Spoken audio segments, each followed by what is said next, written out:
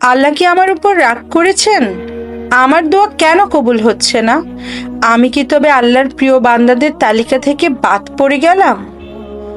আমাদের জীবনে এমন কিছু মুহূর্ত আসে যখন চারিদিকে কষ্টের দেয়াল আমাদের দম বন্ধ করে দেয়। আমরা দিনের পর দিন আল্লাহর কাছে কেঁদে দোয়া করি, জায়নামাজে চোখের পানি ফেলি, কিন্তু পরিস্থিতি যেন দিন দিন আরো খারাপ হতে থাকে। তখন মনের অজান্তে একটা প্রশ্নই উকি দেয়, আল্লাহ কি আমার উপর রাগ করেছেন?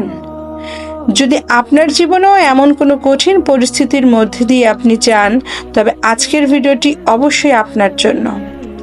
আজ আমরা ইতিহাসের এমন দুজন মহান মানুষের গল্প নিয়ে আলোচনা করব, যাদের ধৈর্যের গল্প আমাদের শেখাবে যে আল্লাহ নীরবতা মানেই কিন্তু অবহেলা নয়।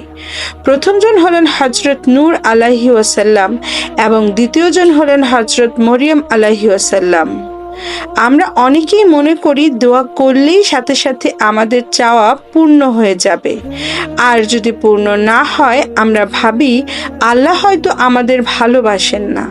কিন্তু আপনি কি জানেন, দোয়া কবুল হওয়া বা না হওয়ার সাথে আল্লাহ আপনার উপর সন্তুষ্ট কি না তার কোনো সম্পর্ক নেই। একটু ভেবে দেখুন হযরত নূহ আলাইহি ওয়াসাল্লামের কথা। তিনি কত বড় একজন নবী ছিলেন। তিনি তার নিজের সন্তান এবং নিজের স্ত্রীর হেদায়েতের জন্য কতদিন দোয়া করেছিলেন জানেন?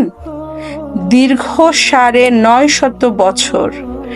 একটু কল্পনা করুন, ৯৫০ বছর ধরে একজন বাবা তার সন্তানের কল্যাণের জন্য, তাকে বাঁচানোর জন্য আল্লাহর কাছে কেঁদেছেন, কিন্তু তার চোখের সামনেই তার সন্তান কুফরির উপর মারা গেল।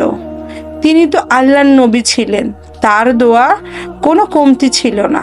তাহলে কেন তার দোয়া পূর্ণ করা হলো না? আসলে দোয়া মানে শুধু আল্লাহর কাছে কিছু দাবি করা বা আদায় করা নয়। দোয়া হলো স্রষ্টার সাথে বান্দার মনের কথা বলা, একটা গভীর সম্পর্ক তৈরি করা। আল্লাহ আমাদের সব দোয়া শোনেন, কিন্তু তার পরিকল্পনা আমাদের বুদ্ধির চেয়ে অনেক বড় হয়, যা আমরা সব সময় সাথে সাথে বুঝতে পারি না।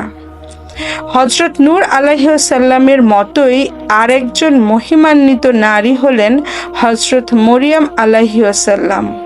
তিনি ছিলেন অত্যন্ত পবিত্র এবং আল্লাহর একনিষ্ঠ একজন বান্দা। তিনি যখন আল্লাহর ঘরে ইবাদত করতেন, তখন অলৌকিকভাবে তার কাছে জান্নাতি খাবার চলে আসতো। তিনি কোনো দোয়া করলে বা মনে কিছু আশা করলেই আল্লাহ তার সাথে সাথে পূরণ করে দিতেন। কিন্তু একদিন তার জীবনে এমন এক পরীক্ষা এলো যা পুরো পৃথিবীকে কাঁপিয়ে দেওয়ার মতো। তিনি অবিবাহিত থাকা সত্ত্বেও আল্লাহর হুকুমে অলৌকিকভাবে একটি সন্তানের মা হতে চলেছেন। একজন অত্যন্ত আত্মমর্যাদা সম্পন্ন এবং পবিত্র নারীর জন্য সমাজের মানুষের মুখোমুখি হওয়াটা কত বড় পরীক্ষা ছিল, তা কি আমরা কল্পনা করতে পারি? যখন প্রসব বেদনা শুরু হলো, তিনি তীব্র মানসিক যন্ত্রণা এবং অসহায়তায় ভেঙে পড়ে বলেছিলেন, হায়, আমি যদি এর আগেই মারা যেতাম, আর মানুষ যদি আমার কথা চিরতরে ভুলে যেত। আল্লাহর একজন প্রিয় বান্দা যার দোয়া সবসময় কবুল হতো, তিনি কতটা কষ্টে থাকলে মৃত্যুর আকাঙ্ক্ষা করতে পারেন? একটু চিন্তা করুন। আল্লাহ এই কথাটি কোরআনে উল্লেখ করেছেন আমাদের সান্ত্বনা দিতে। আল্লাহ আমাদের বোঝাতে চেয়েছেন যে চরম বিপদে একজন মানুষের মন কতটা ভেঙে যেতে পারে, সেটা তিনি খুব ভালো করেই বোঝেন। যখন হযরত মরিয়ম আলাইহিস সালাম সন্তান কোলে নিয়ে নিজের এলাকায় ফিরলেন, সমাজের মানুষ তাকে ঘিরে ধরে নানা রকম অপমানজনক কথা বলতে শুরু করলো। চারিদিকে শুধু সমালোচনা আর অপবাদ। কিন্তু আল্লাহ কি তার এই প্রিয় বান্দাকে একা ছেড়ে দিয়েছিলেন? একদম না। মানুষের চোখে তিনি তখন হয়তো অপরাধী বা কলঙ্কিত ছিলেন, কিন্তু আল্লাহর দরবারে তিনি ছিলেন মানব ইতিহাসের অন্যতম সেরা সম্মানিত নারী। দুনিয়ার মানুষ তাকে ছোট করতে চেয়েছিল, কিন্তু আল্লাহ কিয়ামত পর্যন্ত পুরো পৃথিবীর কাছে তার মর্যাদা বাড়িয়ে দিলেন। কোরআনে অন্য কোনো নারীর নামের সাথে তার বাবার নাম এভাবে বারবার নেওয়া হয়নি, যেভাবে আল্লাহর অন্যতম শ্রেষ্ঠ রাসূল হযরত ঈসা আলাইহিস সালামের সাথে তার মায়ের নাম জড়িয়ে বলা হয়েছে। ঈসা ইবনে মারিয়াম অর্থাৎ মারিয়ামের পুত্র ঈসা। আল্লাহ দুনিয়ার সব নিয়ম ভেঙে এই মাকে চিরদিনের জন্য সম্মানিত করেছেন। তাই প্রিয় ভাই ও বোনেরা, আপনার জীবনেও যদি আজ কষ্টের পাহাড় জমে থাকে, যদি মনে হয় সব পথ বন্ধ হয়ে গেছে, তাহলে ভেঙে পড়বেন না। হযরত নূহ আলাইহিসসালাম কিংবা হযরত মারিয়াম আলাইহিসসালামের চেয়ে উত্তম মানুষ তো আমরা নই। তাদের জীবনেও যদি এত কঠিন পরীক্ষা আসতে পারে, তবে আমাদের জীবনেও পরীক্ষা আসবে। এটাই দুনিয়ার নিয়ম।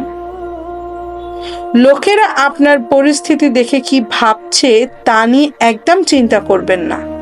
মানুষ আপনাকে আজ যেভাবে দেখছে, আল্লাহর কাছে আপনার মূল্য তার চেয়ে অনেক বেশি হতে পারে।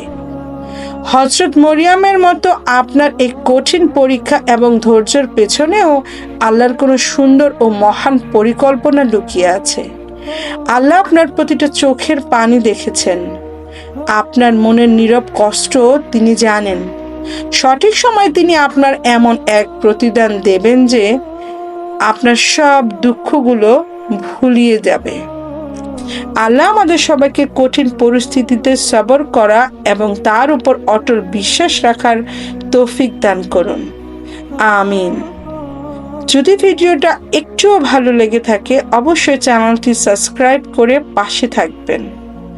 আমি চাই সবসময় আপনাদের পাশে থাকতে এবং ইসলামিক কিছু সুন্দর গল্প আপনাদের সাথে শেয়ার করতে। আজ এই পর্যন্তই। জাযাকাল্লাহু খাইরান।